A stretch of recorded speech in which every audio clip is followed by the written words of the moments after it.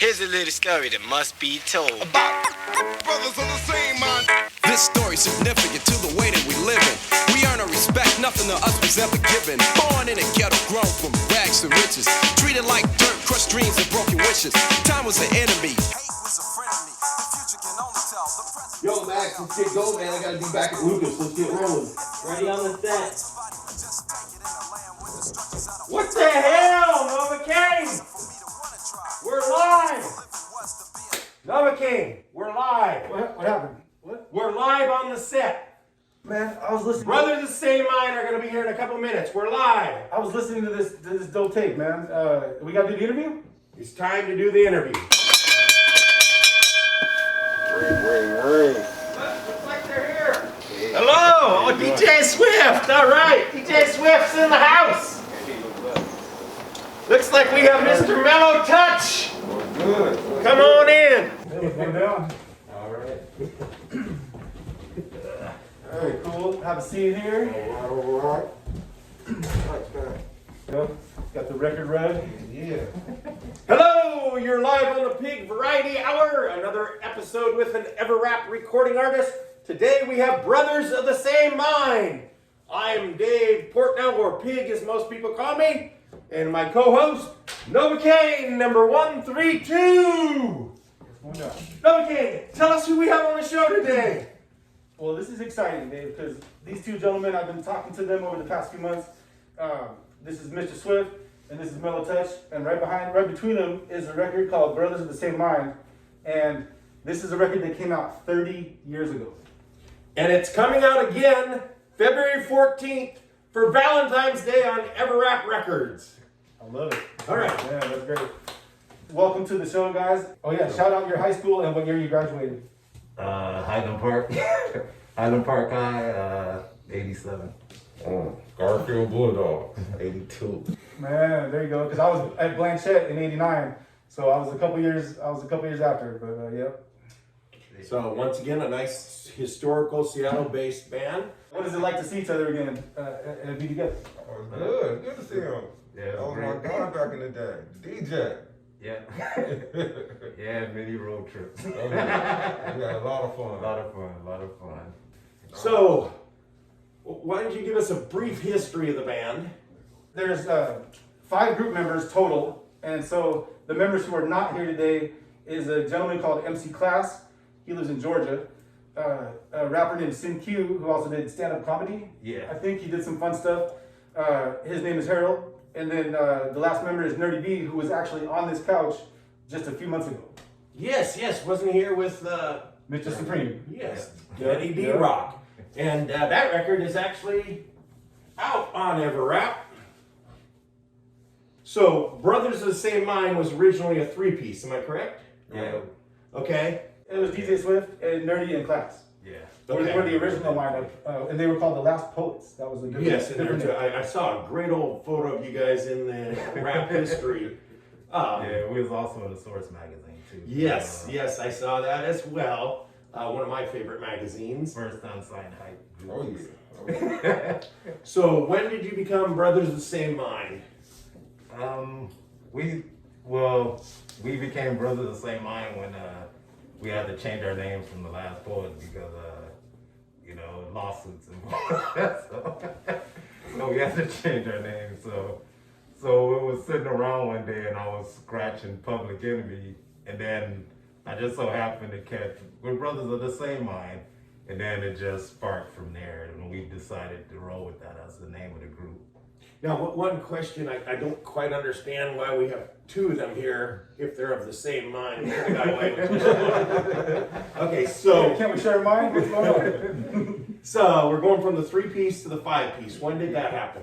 3-piece to the 5-piece. Actually, it went to 4 because he was always there, but we wasn't like officially a group until till Harold joined the group, and then that's when we all became the 5. And he was came in. He was more like the hype man. Yeah, it was a hype man coming in the group. So after The that, hype man or the hype man? both.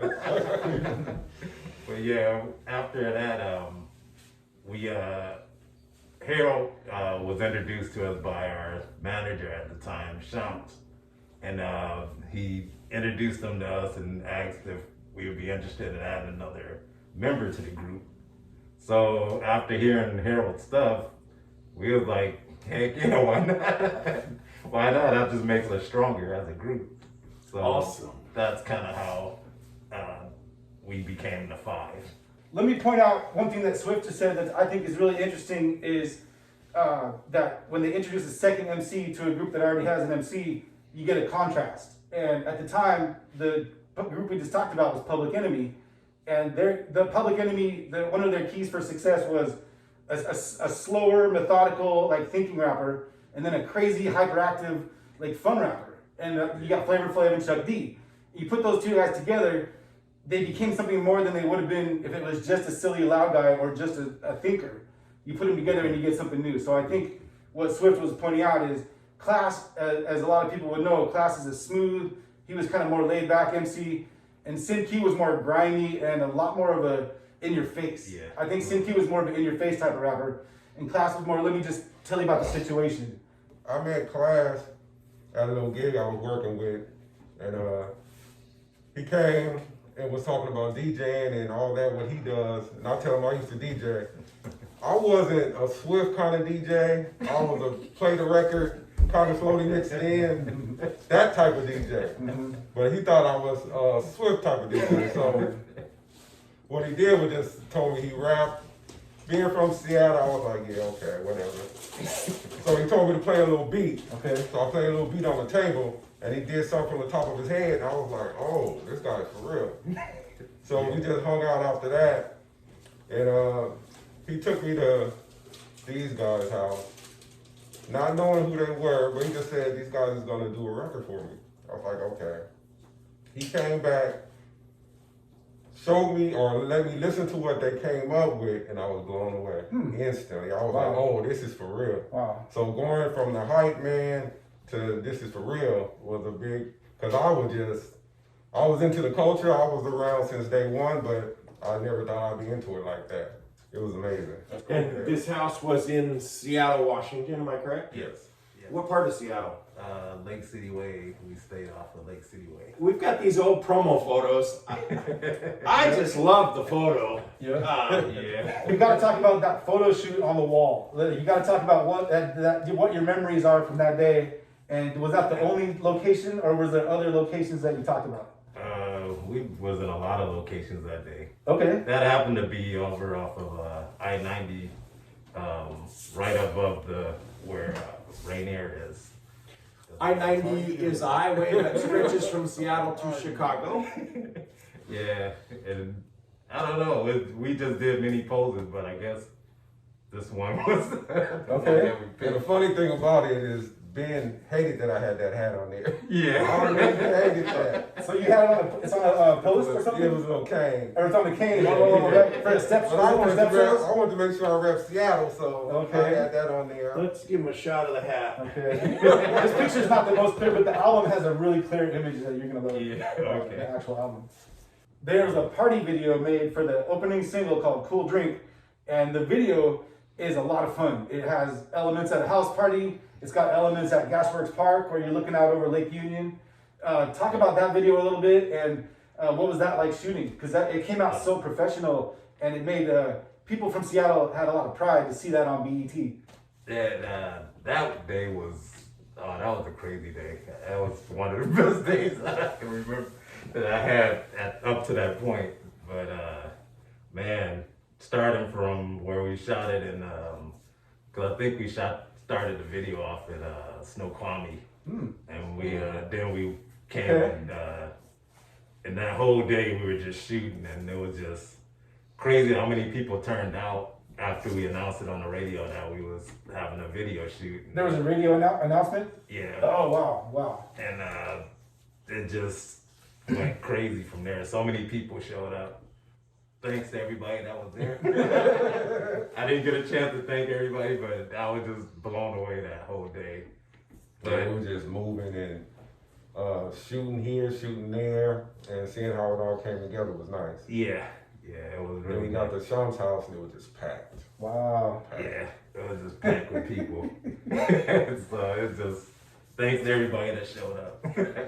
So, Mellow, what have you been doing since the 90s, 80s, and 90s? Just working. I got 2 kids.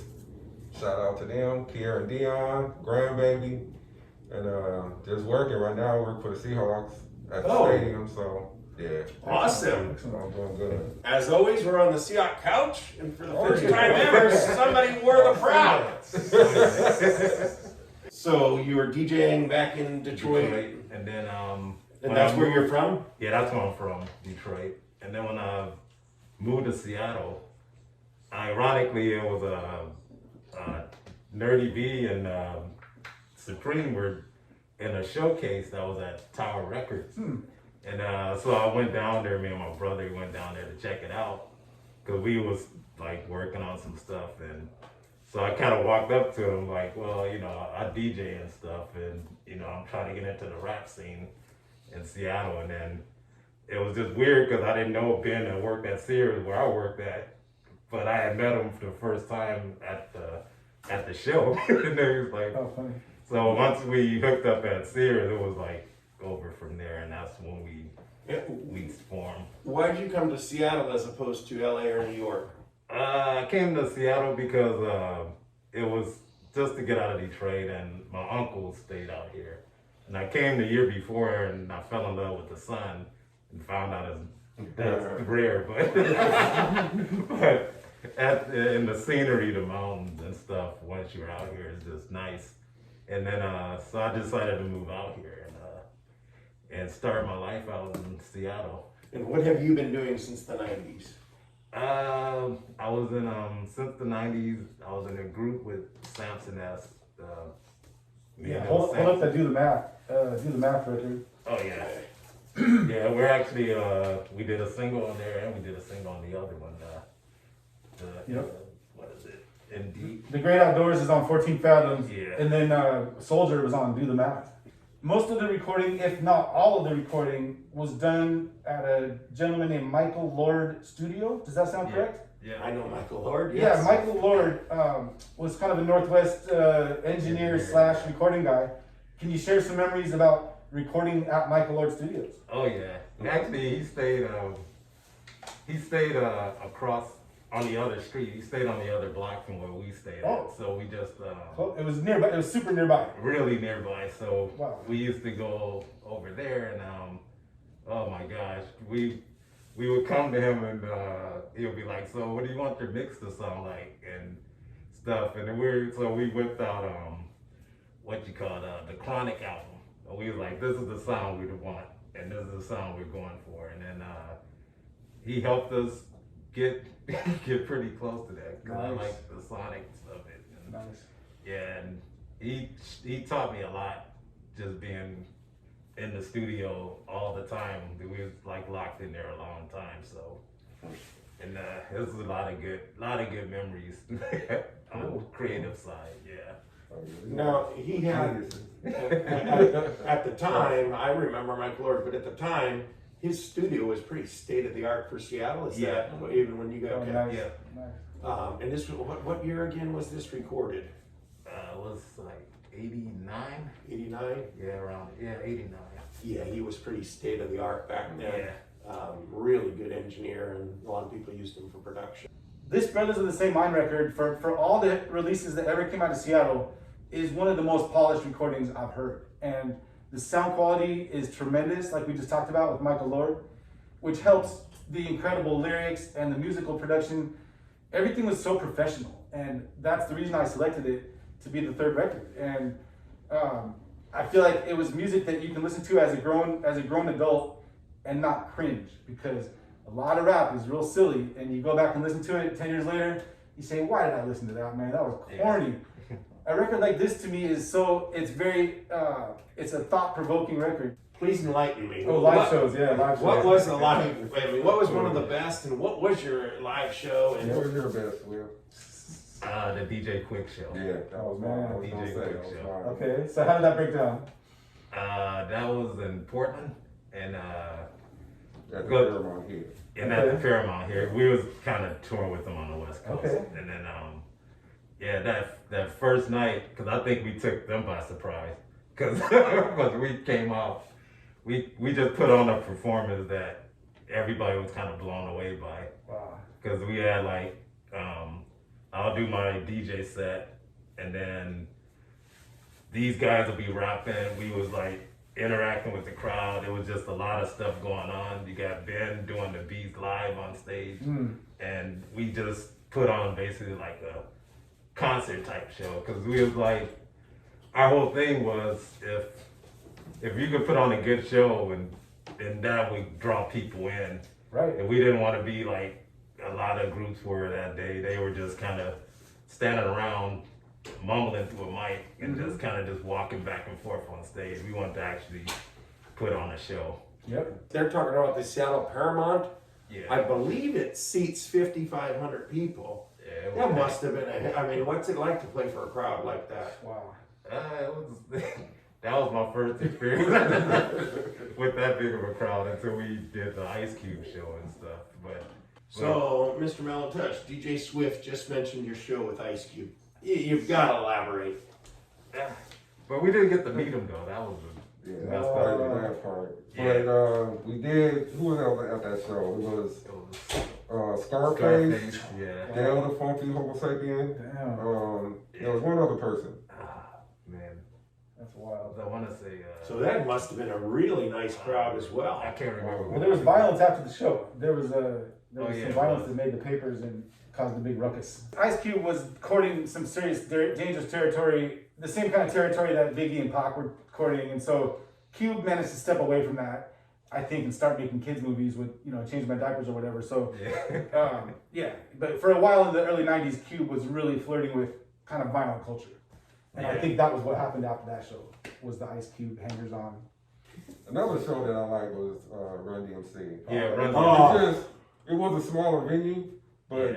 just how polished they were, seeing how polished they were. And that what made us kind of step our game up Exactly. after watching them perform and Wow. stuff. And it was like, we got to get better. Yeah. But we did okay, but after looking at what they did, they put on a show, and it was just. Well, they're It's a debate between Public Enemy and them, but those are the two best ever. Obviously, Run DMC was a little more commercial, so Yeah. I go with Public Enemy.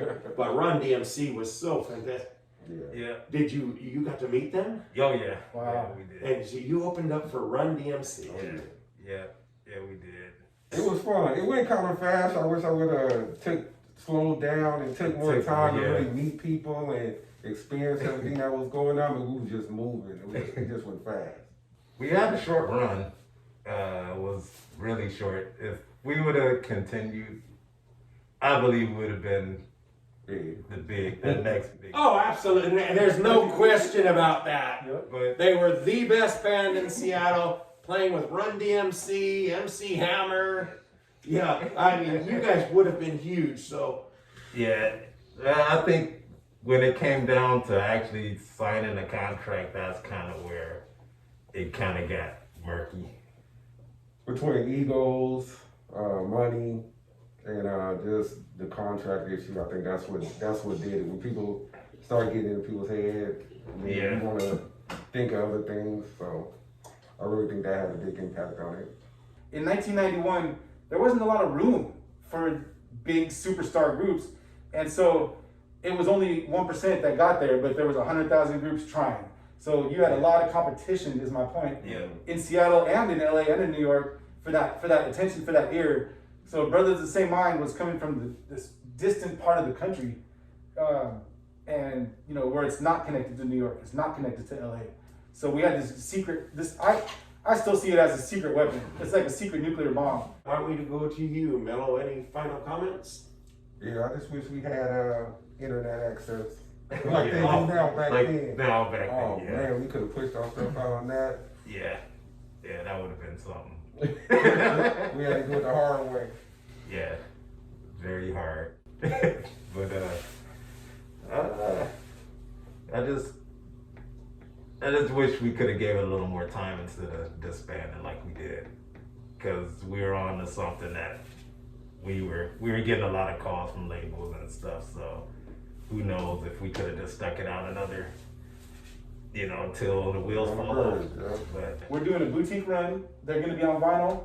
It's going to be a collector item, and I want people to recognize the work that these two gentlemen and their other three musicians put together. Like that's a ton of work, and that's my point of doing this project. Yeah, I would like the people to recognize they're not just one of the greatest bands from Seattle. They're one of the greatest rap bands from North America in the 90s, in the late 80s. I think so, man. Just, the music, if you have never heard them, February 14th is the magic day. This record kicks ass. Yeah, give me a listen. All right. Whoa. These are from the Ever Rap hats from the 90s. I have never seen Ladies and gentlemen, brothers of the same mind.